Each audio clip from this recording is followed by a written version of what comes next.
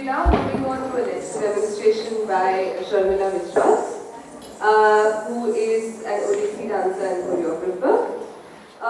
In her choreographic work, she draws on the traditional movement skills of Odisha, and what she is going to do today is to discuss how she interprets the performing arts of Odisha in her work, and also she's going to reflect on their relevance to the performing arts scenario in general. I'm just reading from this note, so you can read the rest.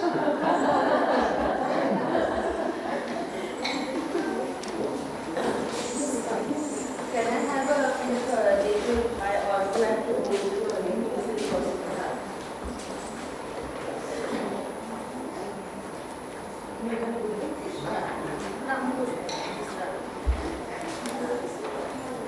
So I think before the labels come and start working, can all of you hear me? Yeah. Yes. Okay. Now,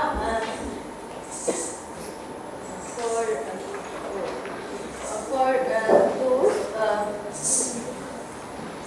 who are not exactly so much familiar with Odissi classical dance, I have a few words to say that Odissi classical dance is from Odisha. It's in the eastern coastal area of India. Somewhere in the map of India, it's in the middle. Oh, how does it work? Okay, I don't know. So, and I'm she. So basically, Odisha has a very, very long, old tradition of music. It's culturally very rich, like so many states of our country. The speciality of Odisha, I think it's because of its geographical location. It has been influenced by the rest of India, south and north, and also from Bali, because through the sea, there would be like communications of various kinds. So in Odisha, we see a lot of mixtures from the beginning, and because of the politically, it would be invaded by so many, from the south. So all the cultures came in. But in spite of that, one very interesting thing about Odisha is that it grew its own little, styles, many styles in many forms. I remember a very interesting thing which late Maya Dharma, senior researcher in Odisha, had mentioned, that one blessing for Odisha was that the artists of Odisha were never really patronized by big kings or pandits who imposed a lot of things on them, whether it's language, whether it's Sanskrit, whether it's anything. So all the artists of Odisha who grew, they are actually common people, poor people, and they spoke what they saw, not under instruction of someone. So that gave the richness and the individuality of Odisha culture. I mean, I feel also, I agree with it very strongly, even in my experience.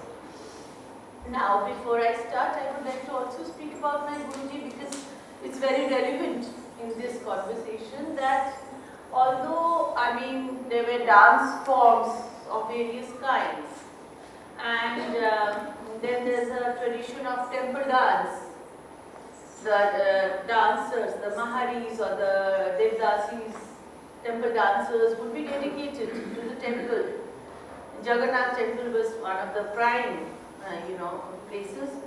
The Maharis or the temple dancers did not only were there to dance. In fact, they were there as to give people vision. Through their costumes, through their music, through their dance, they carried the kings and the senior priest of the temple. They felt that it's through dance and music, it's through the temple dancers that the tradition can be passed on to common people, because the temples were also the clubs, almost like clubs where people gathered. So then the Mahari traditions were, for so many political reasons, it could not happen anymore, and then there were the Gotipur dancers. They were young, small boys dressed up as girls who would be dancing in the rich people's house or festivals and ceremonies. But about Gotipurs, a lot of people, you must have seen their dance, but what I think I found very interesting in the life cycle is that, there used to be localities called sahis in Odisha, where there used to be clubs where these Gotipur boys used to be, when they were very young, 4 or 5-year-old, till the age of pre-puberty, they used to be trained in yoga, and they used to be trained in dance, and they used to perform. But after puberty, they were what we call, they were the protectors of the locality, as the, what we call in Bengali, gunda. What is the English word for that? Yes, yes. They were the men who would protect, and as they would grow old, they would become the gurus and the teachers. I thought that it was such a beautiful cycle. So, and my Guruji with other gurus, Deva Prasad Das and a few scholars, Pankaj Charan Das, they actually, what we know as classical dance, they kind of started creating it in the 40s and the 50s. And by the time it was in the mid-60s, 70s, it was established. And my Guruji had a very, very big contribution, mainly because I think he had, he understood that the dance needs a science and an art, both together. A science to discipline it, a science to know that it can be repeated, and the Neptunian quality which makes an art so beautiful. So this is the background of my dance form, and I have to just now I'll follow a bit of this note I've written so that I'm on track. See, as a classical dancer, when one asks me what do you think as what are the traditions and all that, for me, tradition means every little thing which happens there. Not just dance music, poetry, but even the way a man walks, even the way a man goes for marriage or works, and a mother slaps her child, eats some food, everything is part of that. And if I don't understand those things, I think the music which I know as Odissi or the dance which I know as Odissi, they do not stand in my eyes, because this is the collective vision of the society.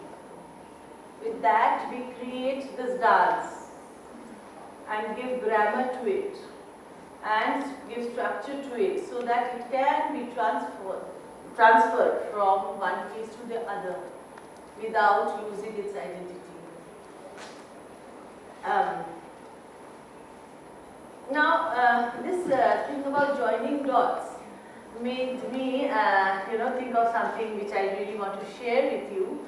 That about 10 years back, I was working with a tribe. They are called Langia Sabar. Langia means tail. Sabar is one of the oldest tribes of Orissa. They live in the Langia Sabar. They live in the Futa Singhi village southern part of Odissi. So when I went to their village, which is very, very tribal, I saw their, you must have seen the paintings, the white paintings that do on the walls.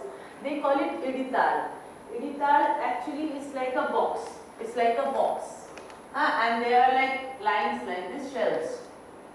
Like shelves. So on the top are the gods. They, with white color, they paint the gods. And in the bottom two shelves, according to the priority, they may keep cattle, they may keep salab, their drink, a cloth they wear, all the daily use thing in the two. So that's the way everything in their life gets incorporated in these idital, these boxes. And they hope that the gods will take care of these things, because that's on the top. In the painting I saw cycle, bus and aeroplane also. So for a lot of people, even for the guide who took me, he says, okay, this is the way, our culture is getting ruined. With this beautiful traditional designs come the cycle. But I really did not feel it. I felt the way they incorporated. They know how to connect the dots. They know. Because for them, cycle is a reality.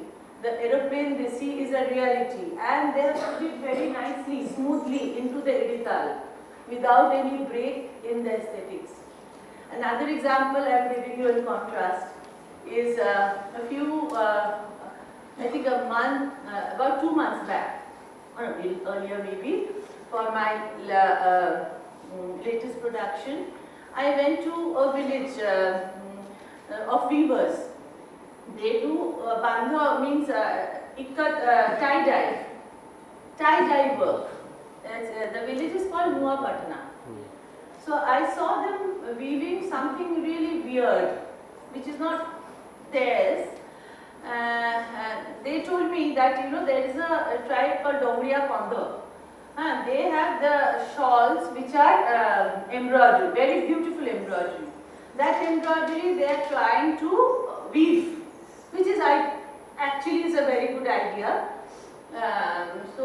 But the city people have told them to use very shiny threads and thin material, which is not the Dongriya Kondo or the Odisha stamp. So the shawls, in spite of having beautifully done weaving work, they looked absolutely without any character. So that's not for me, that's again like not joining the dots, and unfortunately the not joining the dots are done by us, the city people, where we try to impose on them without thinking, without understanding their creative process. This is just a word.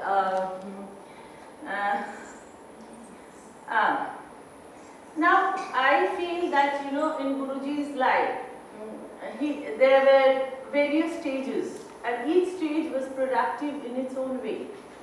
And my Guruji's work and life, it was so huge that to understand Guruji in totality is really something. I don't think any of his students could ever do that. I mean, for me, particularly, I see Guruji, like when I went to him in the early 80s, Guruji's dance, the Odissi dance technique was already absolutely established. Not only that, his the dance pieces which identified Odissi and his styles, they were all there, the Pallavis and the Abhinayas. But that was the time for Guruji to look back and put more structure into it. Okay, how many inches here, the measurements of it, and thinking about it. It was that process. And so for me, the dance pieces, however beautiful, were not so important, but of course they were important, but for me the process of his working, understanding of the technique, understanding, trying in his own way to understand Sahitya, the literature, music, that was very important. For me it was very important to know how he started. Okay, now once the classical dance is established, People see the dance form, people see the repertoire, people see the music, but the work goes behind it, what has brought about it, it didn't come from the heaven, I'm sure, none of the dances. We created it from the soil. So for me, that process was important. Guruji's life history was important. How he grew up in a painter's family, Patachitra family. How he, slyly went to this Gotipur to learn. How he went to Mohan Goswami to learn Samhitar. And how his interaction, all these visions came into the dance form, and once the form is there, then you only see the form but not the back. I felt for me, I was more interested in the process.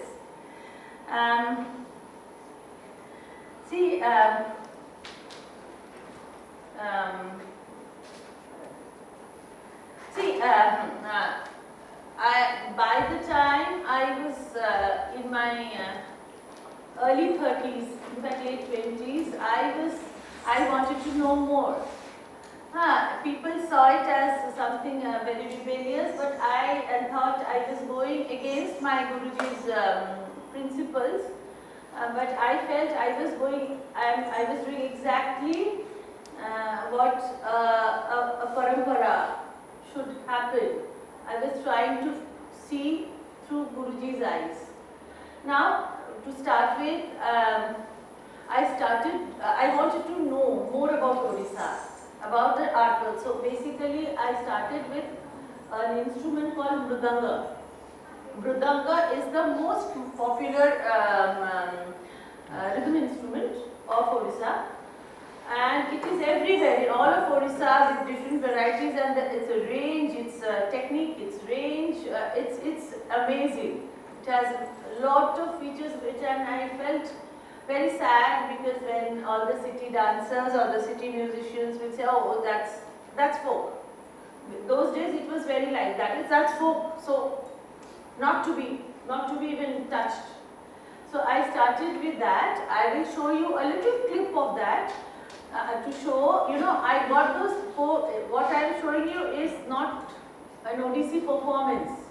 But when I first got the mridanga players on stage, and the Odissi dancers were there for the people to look at them, to see. Unfortunately, this first clipping, the sound is missing, so you can see the vision and then they will take over.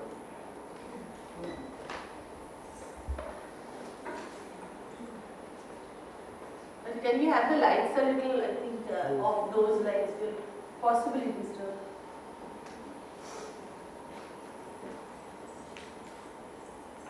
That's it.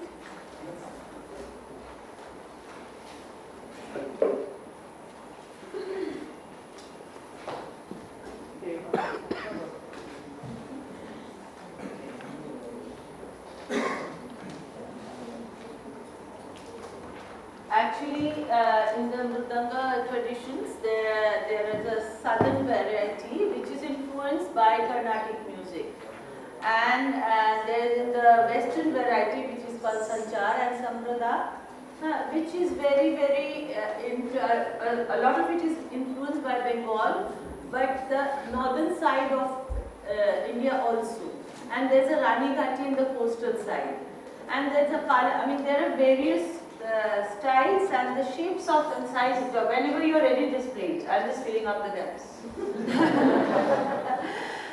So in case you have any questions while I'm talking, please do that. So all this happened 20 years back, and I was fortunate to meet some of the old gurus who are still there to give me information. And you see,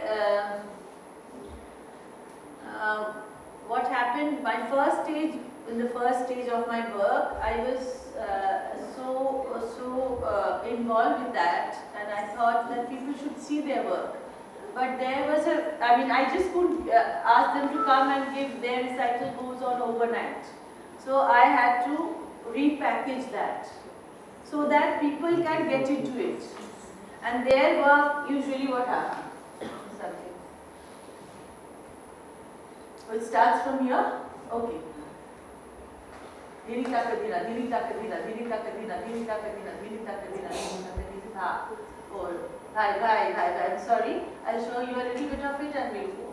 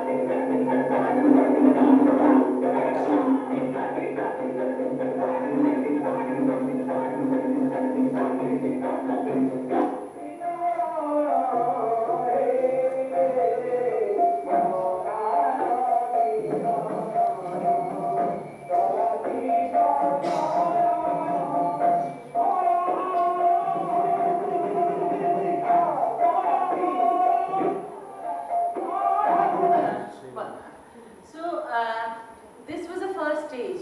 Then using their syllabus, the rhythms, I tried to incorporate it in my form. But as you see, when a different instrument is played, the body also reacts with it in a slightly different way. But then I thought I have my Guruji's signs behind me to tell me where to draw the lines so that it still can be part of Odissi. End of the day, I now and in future, even in the past, I wanted all my work to be part of the Odissi scene. So they will show you a small piece of dance which I created later. এবার আমি মুখে বলবো বলটা, হ্যাঁ, একটু লাঠিটা শুধু দাও। লাঠিটা বলে বলবো, হ্যাঁ, তার তো বলবো, তার আগে ছোট মাত্রা বলে বলি, হ্যাঁ, হ্যাঁ, এরা এমনি করে তো দাঁড়িয়ে you don't have to do choreography. You see, they will just manage it whatever. See, this is in 14 beats. In Sorima style. It goes like this. 1, 2, 3, start. Go. Hit, tap. Hey-ya. Hit-a-kiri-dee-me. Hit, tap. Hey-ya. Dekho. Tinda-ka, tini-tini-na. Ta-giri-giri-ki. Ta-ta-ka. Ta-go. Ta-ta-go. Ta-ti-ti-ta-ti. Go. Ta-ti-ti-ti. Ta-ta-ti-ti. Tinda-ka. Hey-ya. Giri-giri. Tinda-ka. Hey-ya. Giri-giri. Tinda-ka. Hey-ya. Tinda-ka. Hey-ya. Tinda-ka. Hey-go. Ta-ta. Tinda. Ta-ta. Tinda. Ta-lu. Hey. Ta-ta. Ti. Ti. Ta-ta. Ti. Hey.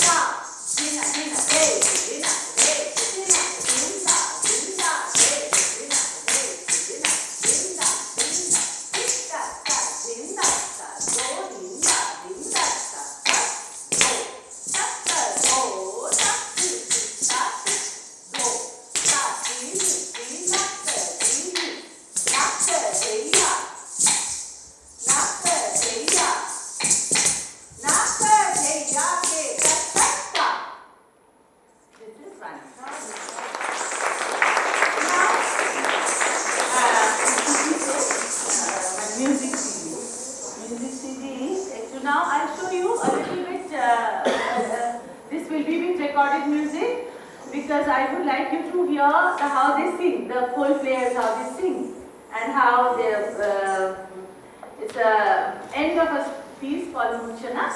They'll do that. So we're ready to do that. I'm sorry that this is the last piece, so it needs a lot of freedom of the body, and I don't think that's really warmed up enough for that, but they'll do.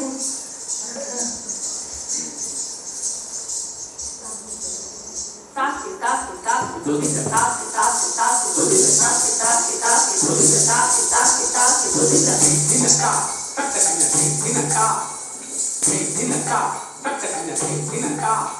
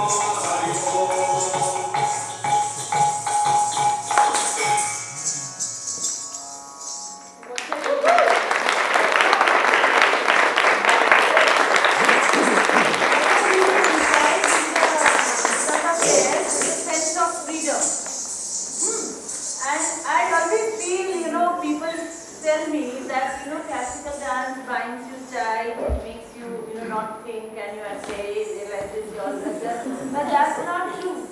You know, the discipline comes in the beginning so hard that you feel that if you take one step left, you are wrong, one step right, you are wrong. But once that discipline. You must allow the discipline to work on you. And then it gives you the freedom which you can never imagine. That's what classical dance gives you. And so I do not believe that any emotion, any energy which cannot be expressed through classical dance. It is not for doing our little, Radhas and little Krishnas only. It can show any emotion you want to show. And I feel that for me, these rural art forms have added so much colors. Like not only the energy of the dance, the technique of the form, but from them I first learned how the epics, the Purans, all the traditional texts, how these stories are improvised so beautifully. They make their own little Ramayans and Mahabharata, those episodes, to suit them, to suit their village, to them personally, their work. So that's my reward for working, and I think I lost my note. Oh. Now,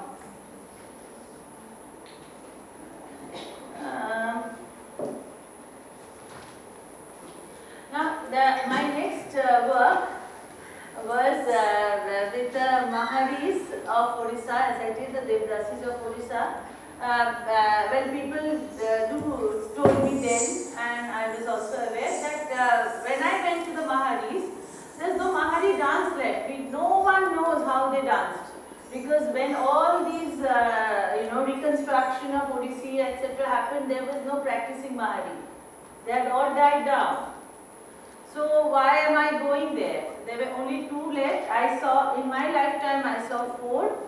2, I just saw them when I was young in my Guruji's house, but I never interacted with them. The others, Shashimani and Parashmani, they were there. They never really practiced in the temple.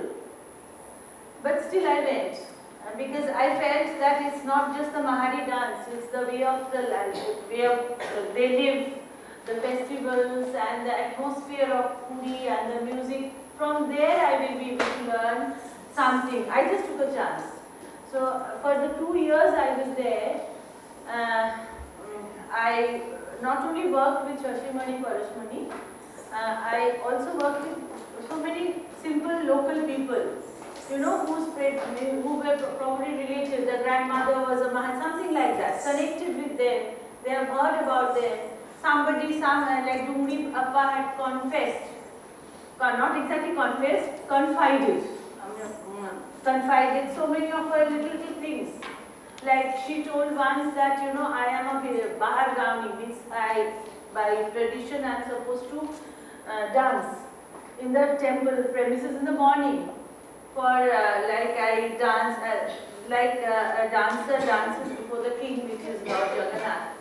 And the crowd cheers me, and the crowd is like, desires me. I also desire some of them, but some of them could be my brother or my father. That was those small details of their lives. They really made my work with the Maharis worthwhile. So after that, I made a production out of it. These are all old clippings. They are not very nicely put together, but it will probably give you some idea about that work. And it's a track number, I have to tell you, I guess. 3. Track number 3, 4, 5, 6. If it gets too long, I'll cut.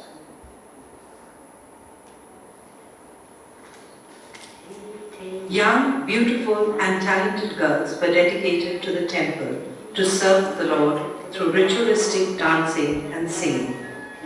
They were the temple dancers and are known as the Maharis.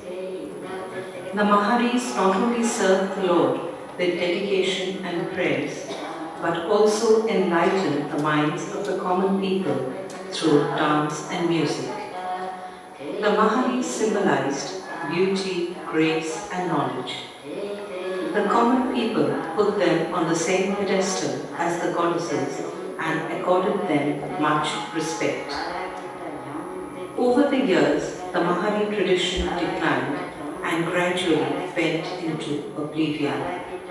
Today, only two Maharis are alive, the dancer Shashimani and the singer Parashmani. Sharmila Biswas has interacted very closely with the Maharis Shashimani and Parashmani, and also with many scholars and musicians of Puri associated with the Jagannath temple. What emerged from her intensive research is not just the dance and music style of these temple dancers, but a complete picture of the Mahari tradition. It is this life of the Maharis that Sharmila would like to share with you.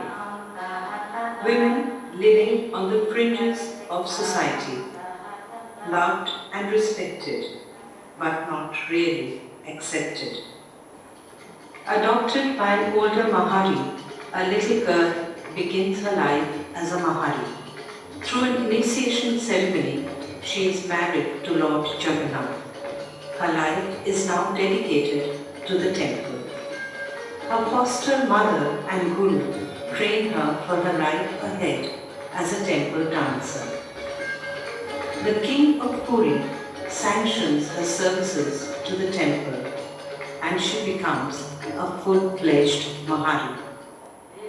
A demonstration of the morning ritualistic dance will give us an idea of the dance style of the Maharis.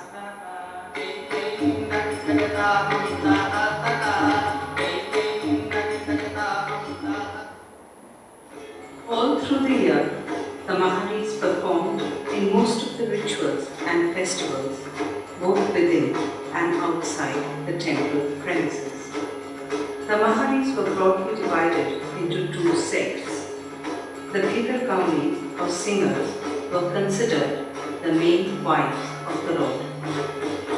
The other sect, the Sampradas, comprising the dancers, were also the wives, but they could play the roles of the Lord's mother, friend, and consort. They could also just be present to entertain the Lord. Different dance styles evolved in association with the many festivals of Odissi. Chandan Yatra, a festival in which Lord Krishna comes out of the temple premises in a palanquin. A subsect of the Maharis, known as the Patwaris, danced alongside the palanquin on its journey. Their duty was probably to enhance the beauty of the procession and to attract people.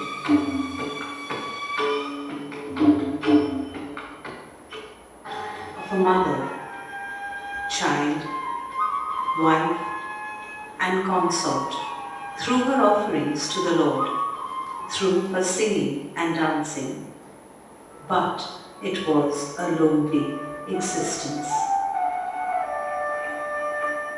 When a Mahari died, her funeral pyre was lit with the fire brought from the sacred fire which burns continuously inside the temple. This sacred fire symbolizes the eternal life of Lord Jagannath. In death, the Mahari finally unites with her Lord.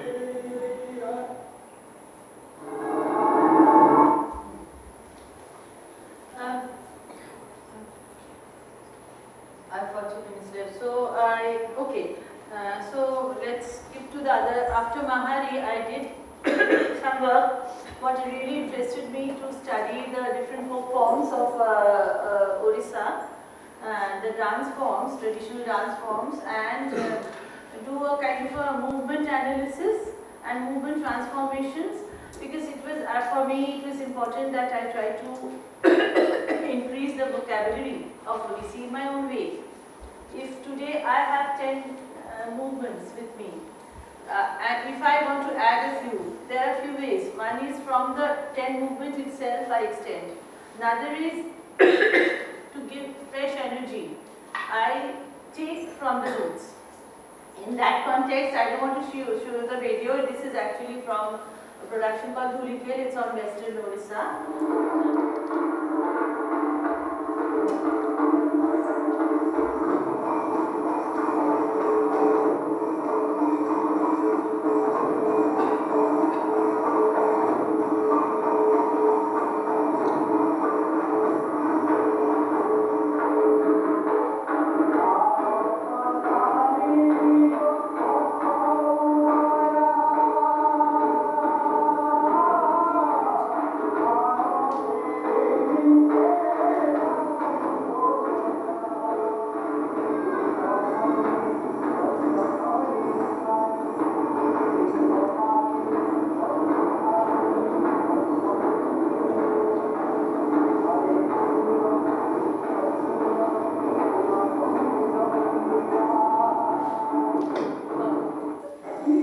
So in the beginning, it was like my body as an Odissi dancer trying to,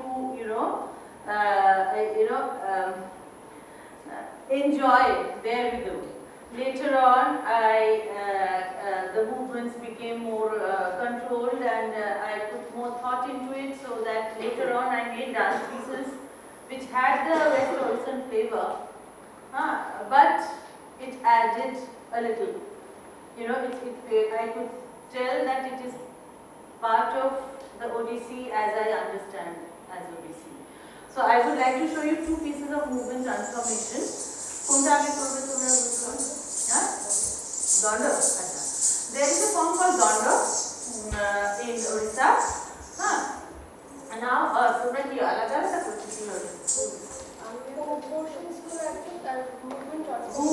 Danda movement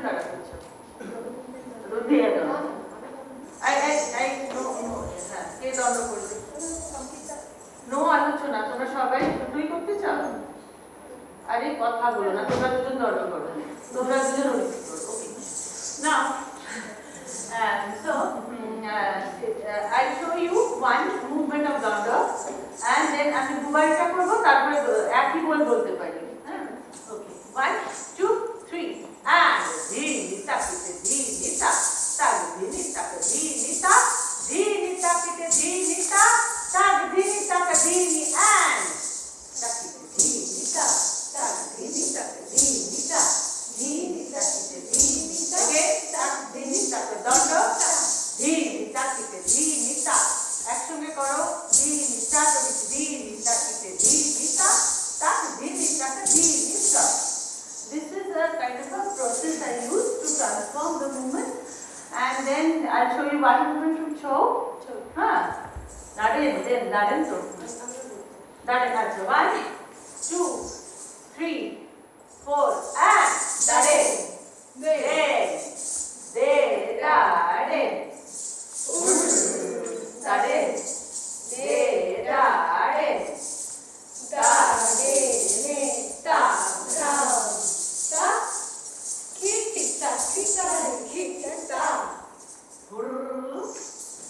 One, two, three, and Daden. Daden. Daden. Daden.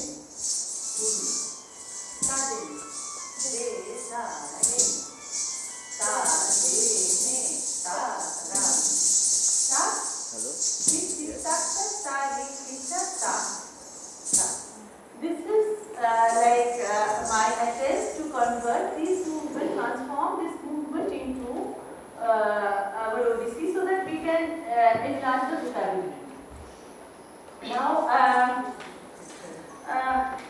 just to finish, because we don't have time, because we must leave some time for questions, I think, Indra. Now, what I think of Odissi as for the students, for how it should go, I feel that our classical dance training system has become very sterile, where we come to the classes to learn maybe some basic movements, some exercises to support those movements, and some items, and we consider the items as dance itself, the dance pieces. So we are very happy to go home, and for the rest of our life we are performing them. But well, that's one side of it. Of course, we would love to perform, we all would love to perform good dance pieces. But the thing is, I feel that dance, Odissi dance, especially Odissi dance, to a very large extent, it has become the face of Odisha. Or everything, whether it is textile, whether it is dance or music, everything, craft, everything people see through an Odissi dancer. We have become the faces of Odisha. And so it is a fact, and then I think we have then we have a lot of responsibility that we, along with us, Odissi music, Odissi rhythm, Odissi technique, it's all a developing form. So it is more our responsibility to ensure that the vocabulary increases and we are more inclusive in our approach. With that, I have introduced, you see, Odissi music is growing. And what they want to, like, basically what is happening is there's a style, particular style of Odissi, there's a style there.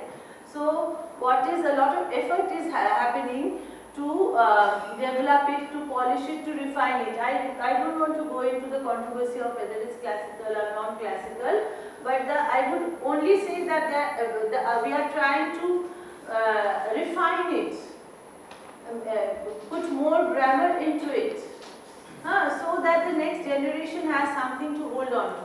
Now, how do I introduce that music to the dancers? Because I feel that they must.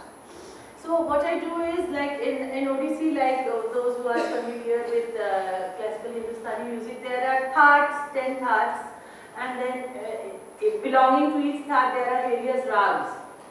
In Odissi, the thats are called male, the group. Say a folder under which there are files, like the rags. And together we have created Swara Malikas, the small phrases of music, which is a stamp of Odissi music, like, which is very Odissi-like. So that, this is the way one creates. One doesn't know the way. One, goes along, okay, let's. So I made it like in the class, my dancers not only learn the basic music, they learn these. But dancers have this sister thing about understanding everything through their body. Everything the body understands first, then the brain. If you ask them to sit for 2 hours to sing, they'll go to sleep. I'll also go to sleep. So they will show. The last one is what is Swara Malikas. It's in Rag Shuddha Deshi. Then we can have questions because don't have much time.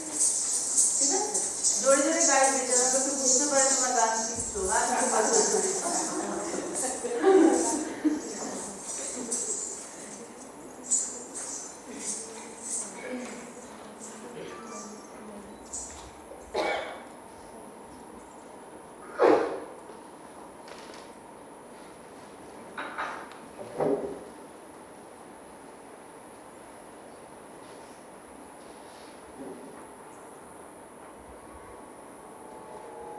Mail Karnat राग शुद्ध देशी ताल आठताली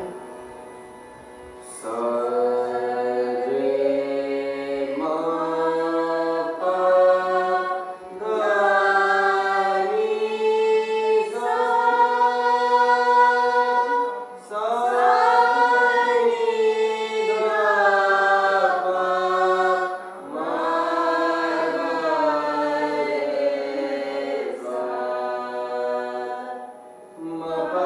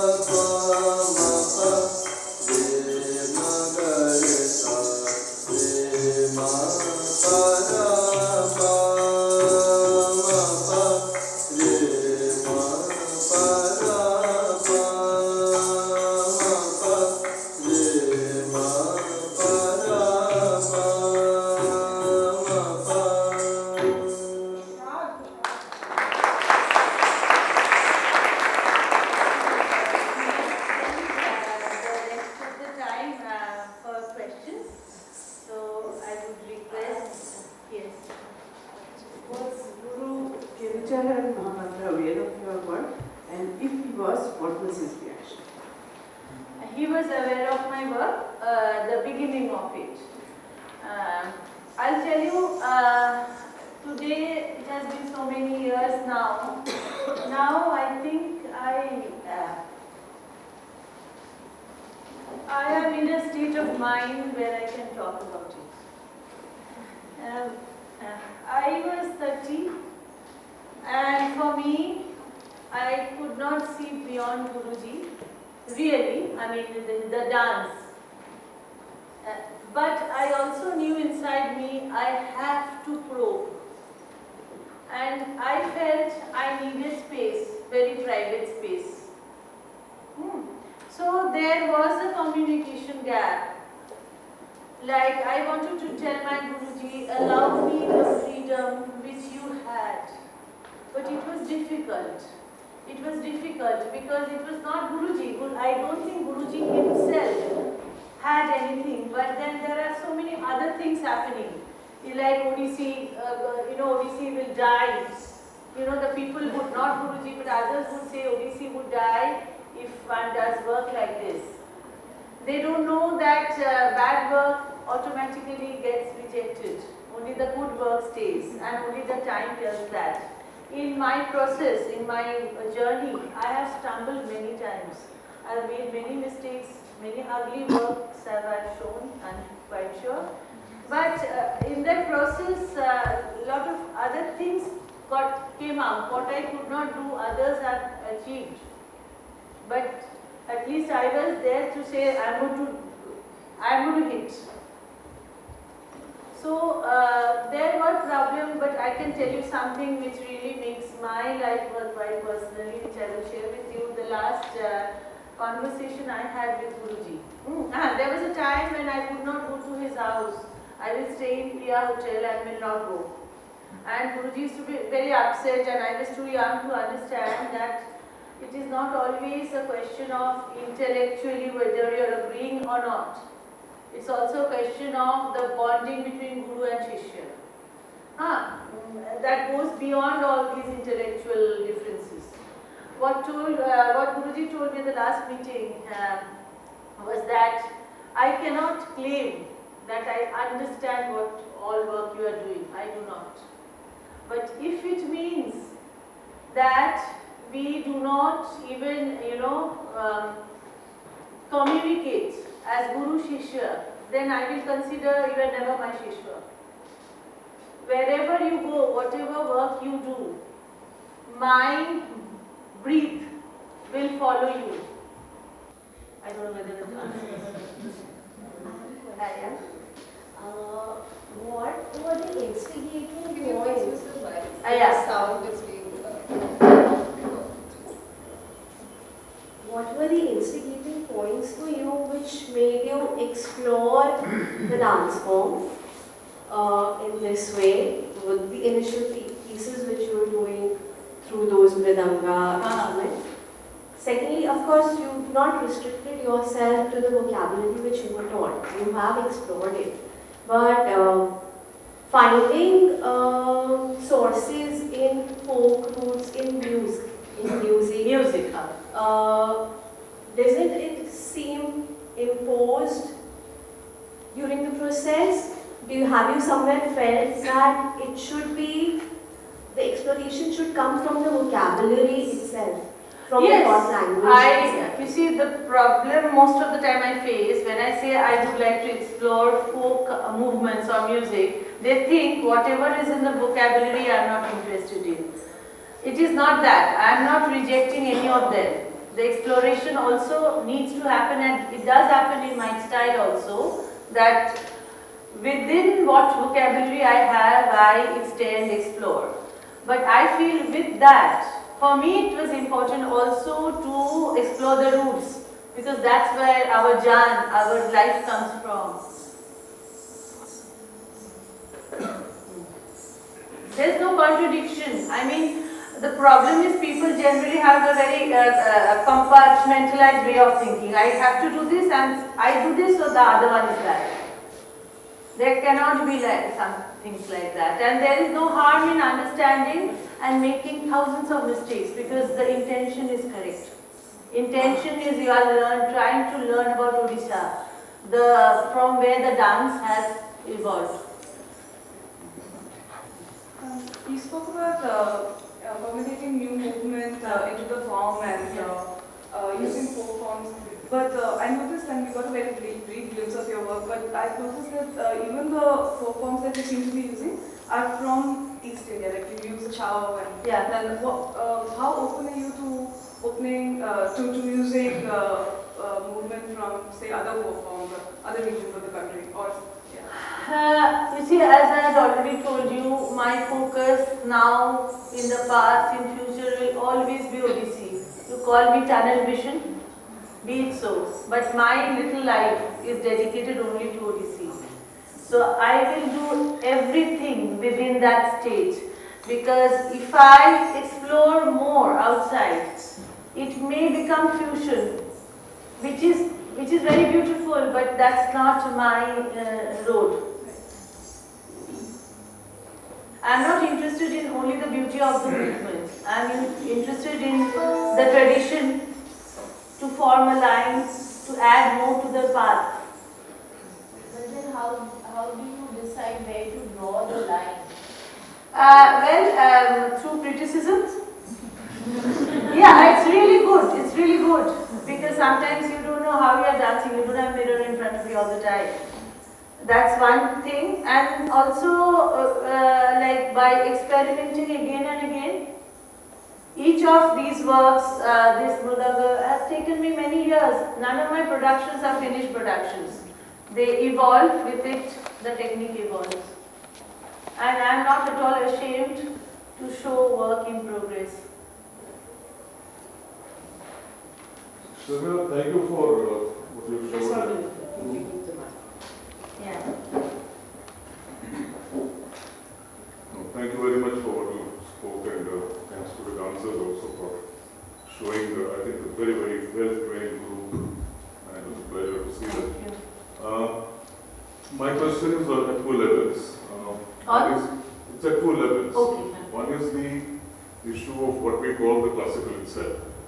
The idea of the classical is a extremely formal idea, and formalism is a historic, how do you say, construct. It emerges at a particular time, it gets solidified, and it gets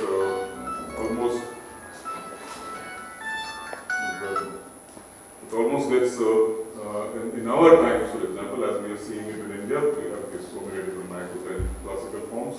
They have almost become like museum pieces. They were completely locked into a title, like you say Odissi. Odissi is got locked into a title. There is a Telugu line, there is a 3-4 lines, and each of those lines have got locked. There are possibilities of interweaving and moving from here to there. There are possibilities for you to pick up from the sources, so-called authentic sources, and add or subtract as you have been doing. But it's still something very formalistic.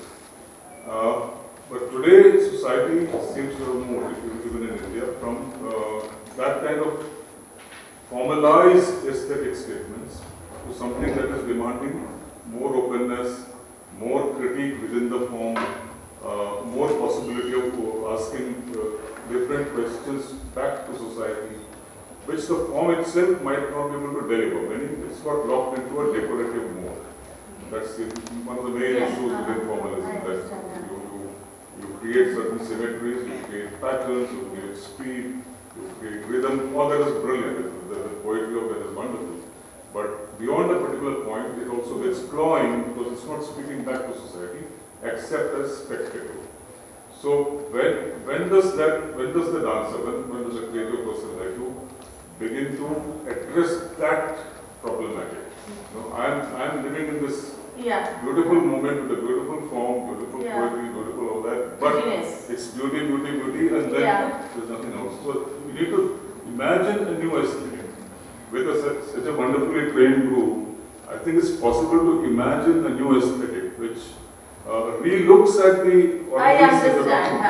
Actually, I did this over decoratedness of this dance, where all you can show is a beautiful body, if you have one, that is. And otherwise, well, the thing is, in this context, I just would like to talk about sometimes, you see, classical dances do have a way of telling a story. It's different for like, Prahlad Natak has a different way, a theatre, different. So classical dance has a different way of telling a story. I feel, of course, there are blocks, but like 16th, I'll be presenting something called Upper Kaya, trying to tell a story through somebody else's body. It is from Ramayana, the story of Vedvati. And her next birth, Sita. Vedvati is a spirit and Sita is a living form. And Vedvati is trying to achieve something through Sita. And all her feelings, I love it to deal with human feelings which don't really change. I mean, what the basic feeling, basic, instincts, how you work at, all these things don't change. I love to work on that. And I have seen that through reducing all this decorativeness of the dance, if you really go to the basic storyline, basic plot, basic honest way of thinking, what you really believe in, and that there is no contradiction.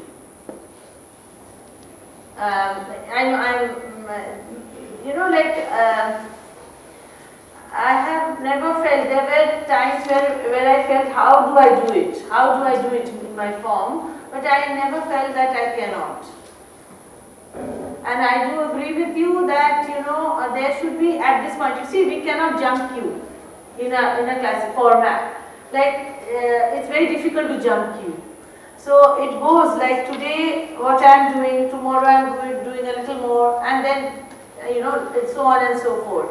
So today for me it is important to keep the identity of Odissi to some extent. But I will not, they were wearing this. They are not wearing Odissi costume. They are not wearing t-shirt and tights either. Maybe after 10 years they will be wearing and they will look perfectly alright to the audience because we also evolve. They will probably be able to see the form. Who knows? But in keeping with the title of this symposium, there is a word called rupture. Rupture. You can jump the two. You can take a big leap, leave what you're doing at the moment and take a leap into the future. You don't have to wait for 10 years. I guess maybe I don't have the capacity to think so high. Or maybe the way I want to work is like this. Ultimately, it's a personal decision.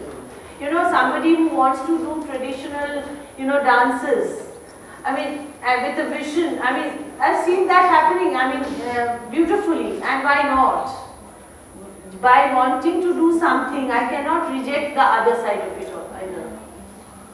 Thank you, Sharmila. I just wanted to add that we really face one very interesting trend in this job, and I can compare it slightly with them.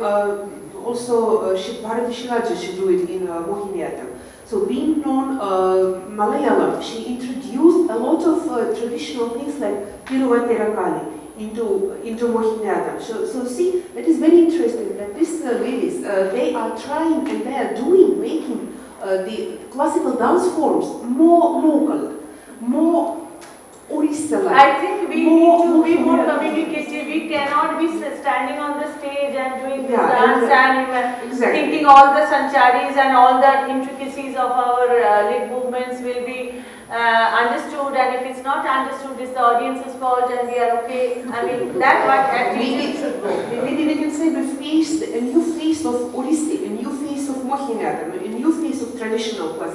But my question is, do you have some inspirations also from high musical forms like Drupad maybe? Because I've seen once upon a time Alina Bhaduri, who is your disciple. Yeah, and that was a wonderful Pallavi. But in the very beginning, it was very long alap, and it reminds me. Yes, I will talk about that. Yeah. So maybe just can you tell just a few ideas about let me tell you with absolutely, if you really follow the history of Odissi music, the Odissi music has this Hindustani classical music is really a very big part of it.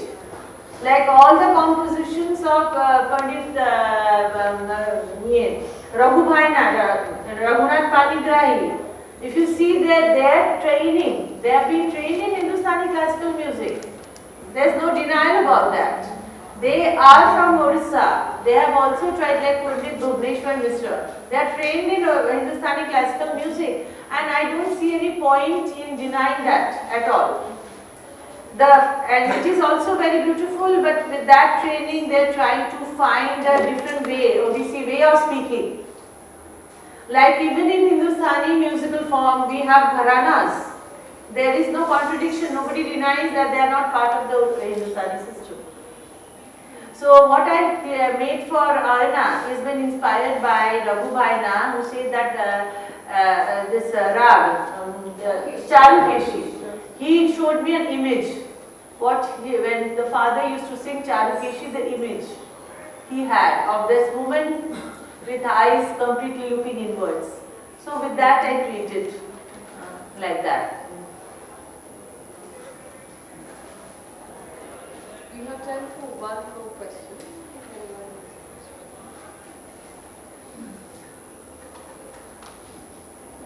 This is just a comment. I think there's a lot of stress on hierarchies. When we speak about classical, like even when you said the high form of the Drupad and the folk form, and when we're trying to prove that folk can be part of classical, I think it's time that the classical arts moved, out of this. And there's no need to apologize about including. It has already Yeah, it has. They are all. And Drupad and folk, and I think the way of integrated the folk movement, and it's so alive in their bodies as we saw it today, and that itself, for me, is a form of contemporary expression today. So that really, the shift in your work is seen when they dance, and is seen in the experiments that you have done. So thank you for that. Shift should be seen in the dance, not in the tongue. You see, I'm very bad at explaining things. What can be explained in 1 minute, 1 second, in a movement, in a performance, takes hours to unnecessarily talking. If you have time, 16, we have some special, as I say, about Kaya textile, tribal textile and dance. There also you'll be seeing the shift. And there, as you're telling me, that the first time actually I felt I was telling my story. I'm really talking about myself. Not my personal story, but as a person of today's world. So this is the way we are all trying. It's at Habitat 73. Sorry? Don't miss anything here in case. I will be missing all of you. Thank you. Thank you.